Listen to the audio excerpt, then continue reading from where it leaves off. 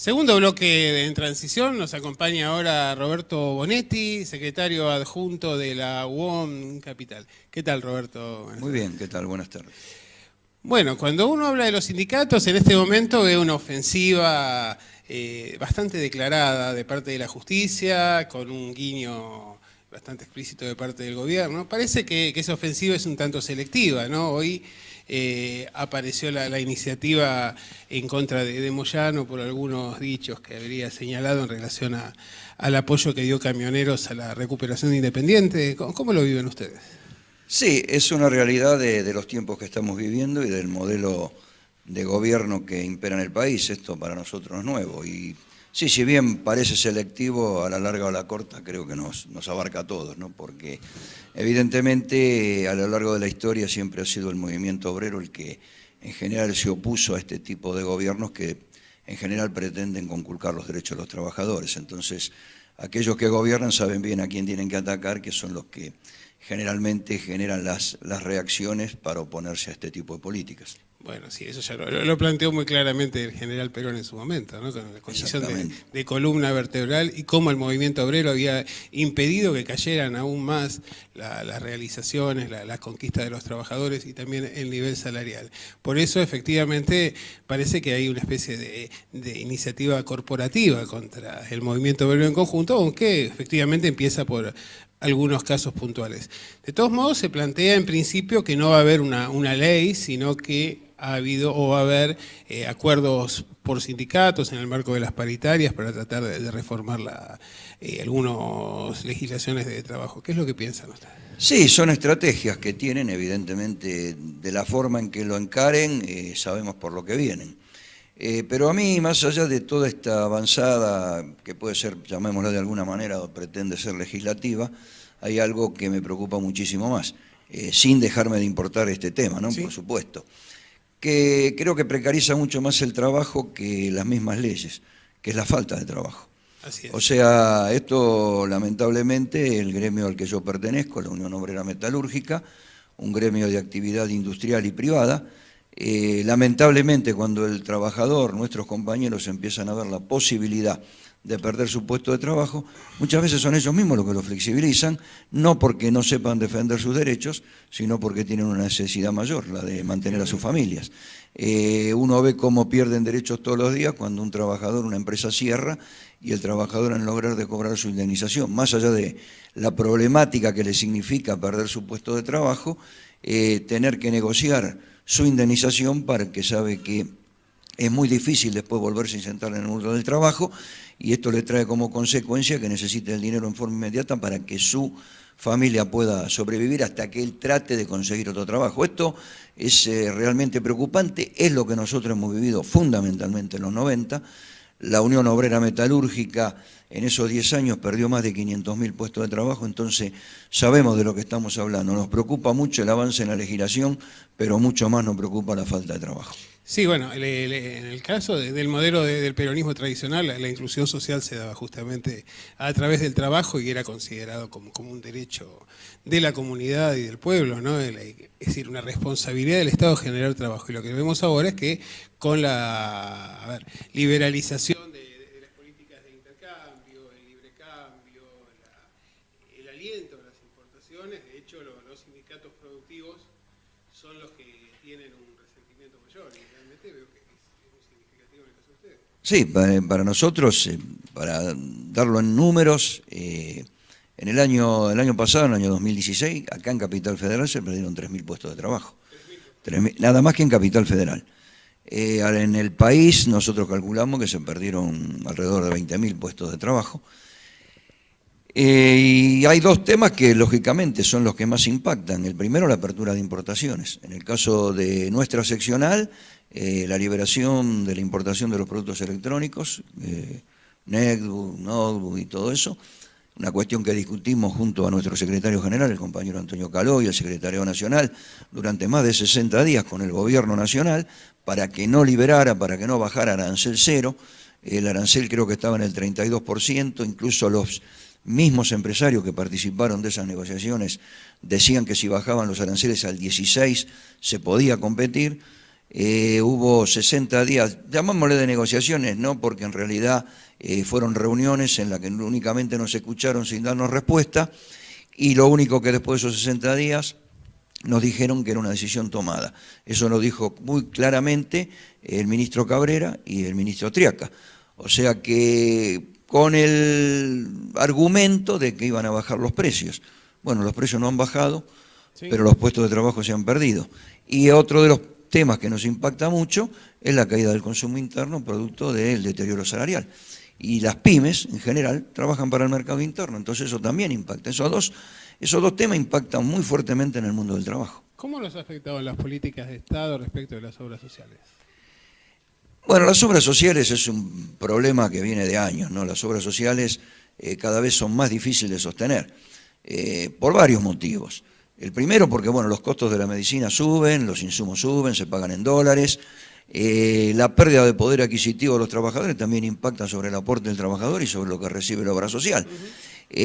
A todo eso, que ya viene, no es de esta época, viene de hace muchísimo tiempo, todo un tema que justamente cuando a eso se le suma la pérdida de los puestos de trabajo, que eso también le quita, digamos, entradas a la obra social, y muchos trabajadores que por ahí habían optado en algún momento por las prepagas y evidentemente hoy también producto de esta situación no las pueden sostener, se vuelcan también a las obras sociales. La realidad que la obra social es algo muy, muy difícil de sostener y de cumplir con lo que, digamos, desde hace muchísimo tiempo, años, décadas, que el movimiento obrero se ha hecho cargo de atender la salud del trabajador, ¿no? Situación que se agrava con las políticas del PAMI, y ayer hemos tenido el fallecimiento de un jubilado, justamente al cual la justicia había ordenado restituir las prestaciones y la obra social no lo hizo en el marco de las dificultades que se tienen generalmente para poder hacer frente a esto. No hay un problema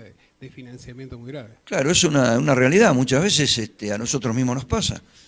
Tenemos presentaciones judiciales y uno parece que esto lo estuviera o diciendo que no a dar determinada prestación porque lo hace desde un lugar de hacer una negativa. Nosotros ojalá pudiéramos cubrir todas las necesidades que tiene cualquier trabajador o trabajadora, desde las más urgentes hasta las menos urgentes, pero la realidad que muchas veces nos imponen ciertas prestaciones y no es correlativo el ingreso que tiene la obra social para sostener esas prestaciones. Ojalá esto se pudiera corregir en algún momento. Es un tema muy difícil, es un tema realmente crítico y que a nosotros nos preocupa fundamentalmente. Yo voy a decir algo muy, muy simple y me lo dijo mi secretario general, el compañero Antonio Caló, hace poquito, charlando, me dice, mirá, la verdad yo ya ni duermo por la obra social. O sea, este es el estado de preocupación que existe en la dirigencia sindical por este tema.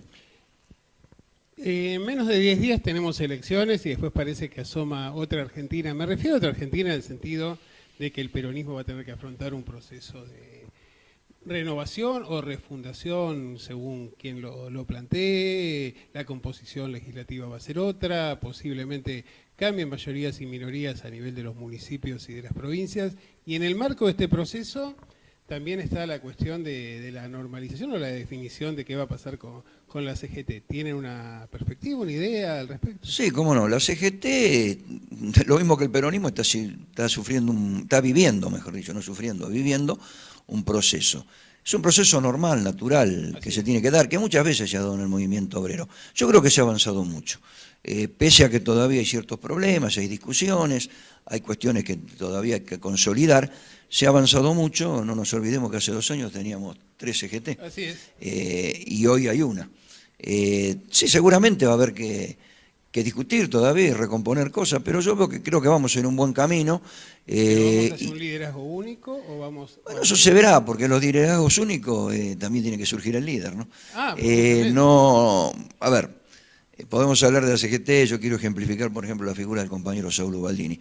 Y esto sin desmerecer, por supuesto, a ningún compañero sindicalista. Bueno, una figura como Ubaldini trascendió los tiempos como dirigente, pero como una persona que tenía una captación dentro de los trabajadores que, bueno, a veces, claro, va mucho más allá de la propia capacidad del dirigente, sino de... Sí. Eso no es fácil de conseguir.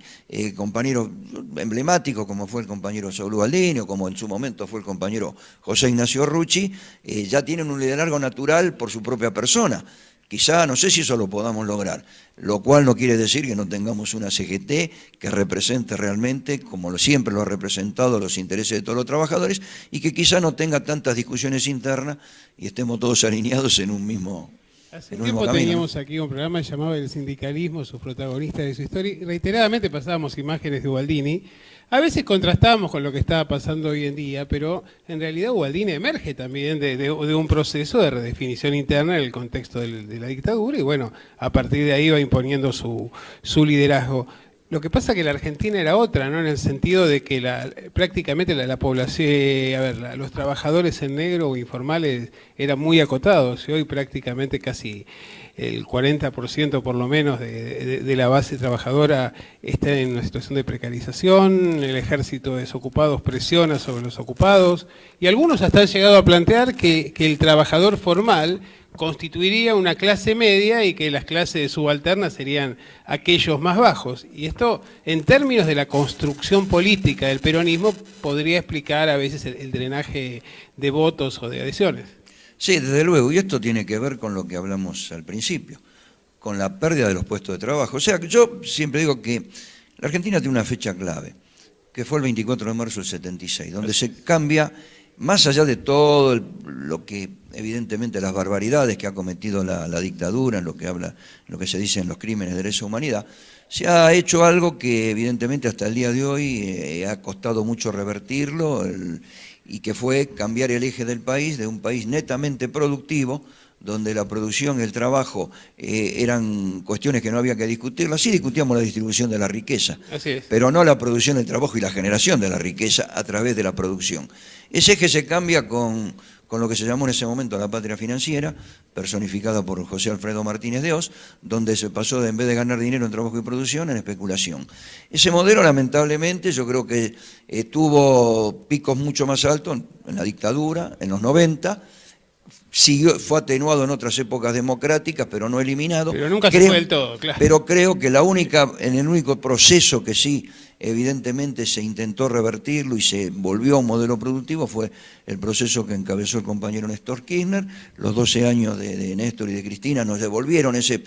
Por lo menos se intentó y se recompuso en algo, pero no alcanzó a recuperar lo que se había perdido a lo largo de más de 20 o 30 años de desindustrialización. Eso lógicamente impacta sobre las organizaciones sindicales en todo sentido, impacta sobre que los compañeros jóvenes quizá, yo a veces hablo con compañeros jóvenes, con delegados que se incorporaron hace poco tiempo, justamente en ese proceso donde esa reindustrialización del país, que a nosotros nos permitió recuperar 200.000 puestos de trabajo, de los 500.000 que habíamos perdido en los 90, recuperamos 200 y pico mil de puestos de trabajo en esos 12 años.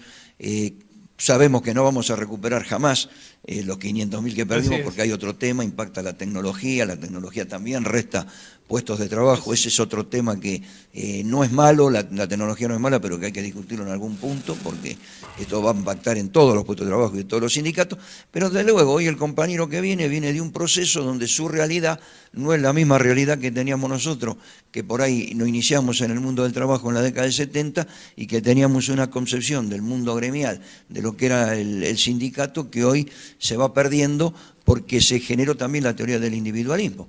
Y hoy mismo se vuelve a recrear juntamente en el trabajo, cuando hoy, por ejemplo, se dice alegremente que el monotributo es un puesto de trabajo. Es una barbaridad, es una terrible mentira, y que la sociedad quizá la asume como una realidad. Y yo hoy hablé con un compañero que fue delegado, que perdió su puesto de trabajo, y que hoy es un monotributista. Y me llamó justamente para explicarme cómo hacía, porque él ahora estaba enfermo, no podía trabajar y no cobraba. Claro. Entonces yo digo, un monotributo que se lo tira como un puesto de trabajo, ¿qué ley le cabe? ¿Qué paritaria le cabe? Esto es algo terrible y quizá hoy lo dicen y la sociedad lo asume como una realidad, y no es una realidad, no es un puesto de trabajo. Sí, yo creo que en realidad la comunicación política ha tomado el papel de los programas y muchas veces se venden ilusiones y bueno, hay una audiencia dispuesta a comprarla, hasta que la heladera termine finalmente marcando cuáles son los límites de la realidad y de la invención. Roberto, te agradezco mucho y una última pregunta brevemente. ¿Qué hacemos con el peronismo en Capital? Bueno, justamente nosotros estamos trabajando muchísimo en eso.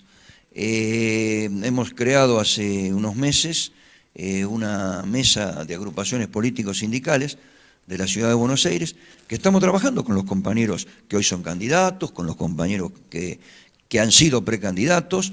O sea, la idea nuestra es justamente trabajar para estas elecciones, para lograr el mejor resultado posible. Entendemos que al peronismo no hay que refundarlo, porque el peronismo es el peronismo y los que somos peronistas sabemos lo que tenemos que defender. Sí, hay que inyectarle un poquito más de militancia, un poquito más de trabajo, hacer que no nos comencemos a trabajar 2 o 3 meses antes de una elección, sino que tengamos una militancia permanente para recuperar esta ciudad de Buenos Aires para el peronismo. Sabemos que la ciudad de Buenos Aires siempre ha sido un distrito difícil para el peronismo, pero también vemos que hemos perdido a muchos compañeros. No puede ser que hoy se pierda una elección, por ejemplo, en barrios como Lugano, que el peronismo la pierda. Eso es responsabilidad nuestra. Bueno, esta mesa de agrupaciones ha venido con esa intención, sin provocar divisiones, al contrario, buscando unir al peronismo de capital, y intentándolo que se comience un trabajo fundamentalmente después de las elecciones que nos lleve a lograr en el 2019 un resultado muchísimo mejor del que vamos a tener ahora. Esta es la idea, este es nuestro compromiso, pero ¿por qué? Porque justamente nosotros como dirigentes sindicales lo que tenemos que tener en claro que este modelo de país, este modelo de gobierno a nosotros no nos sirve. Entonces tenemos que ir a la política, quizá no por los puestos políticos, sí, pero para generar las condiciones para volver a un modelo nacional y popular que nos garantice fundamentalmente el trabajo. Bueno, te convocamos para después de las elecciones, si es posible, a ver cómo... Cuando ustedes quieran, yo estoy siempre a disposición. Y ahora vamos a una pequeña pausa y seguimos aquí en Transición.